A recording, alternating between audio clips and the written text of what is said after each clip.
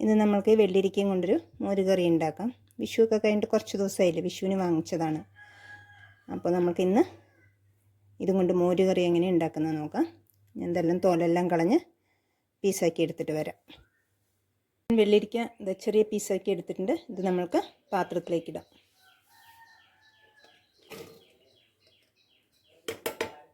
ഇനി നമ്മൾക്കതിലേക്ക് കുറച്ച് വെള്ളം ഒഴിച്ചു കൊടുക്കാം.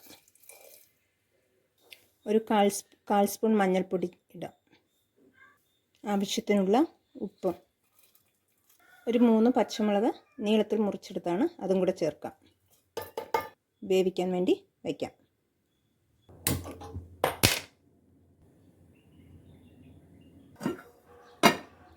ഇത് വേവട്ടെ. നമുക്കിതിന് വേണ്ട അരപ്പ് തയ്യാറാക്കാം.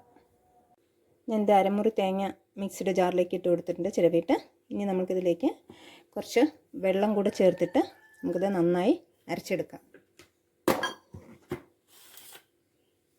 കഷ്ണങ്ങളെല്ലാം വെന്തിട്ടുണ്ട്. ഇനി നമുക്കിതിലേക്ക് അരച്ച തേങ്ങ ചേർക്കാം.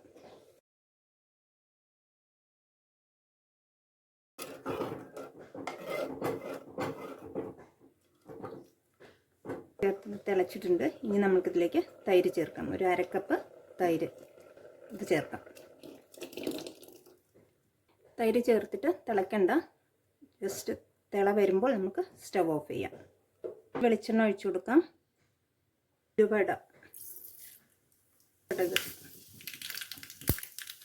ഒരു വറ്റൽമുളക് ഇടാം.